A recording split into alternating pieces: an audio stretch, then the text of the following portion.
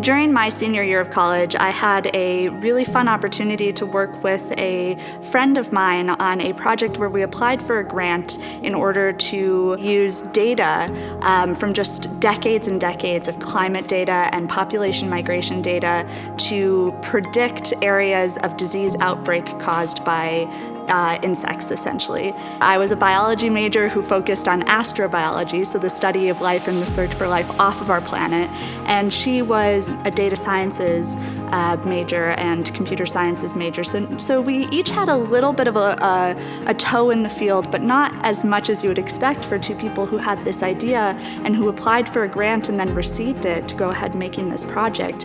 One of the things that really allowed us to do that and to do this incredible project was giving ourselves permission to be bad at it.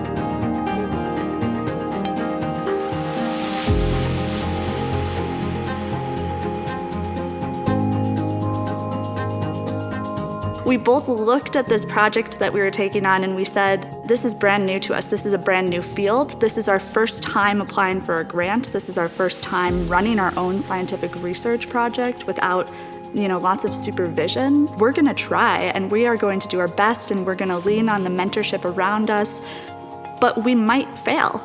And that's okay. To me, it's always been really important to not let the fear of failure stop me from doing something, and also not to let the fear of being bad at something to keep me from trying it in the first place. Because the reality is that 9 times out of 10, the first time you try something, you'll probably be bad at it.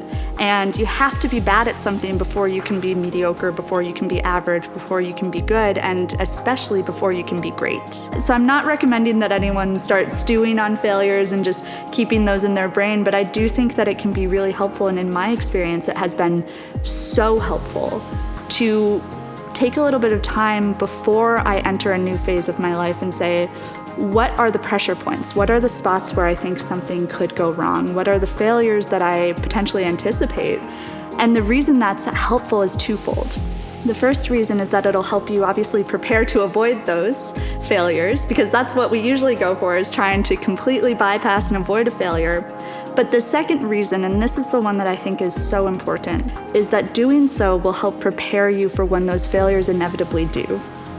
And I think that that is the biggest difference between success and failure, is how you react and how you're able to interact when one of those failures happens. Successful people and people who are moving forwards will be able to use that as a learning experience, and will actually be able to use it as a stepping stone that will help them achieve things that they might not ever have been able to achieve if they hadn't have had that failure at all.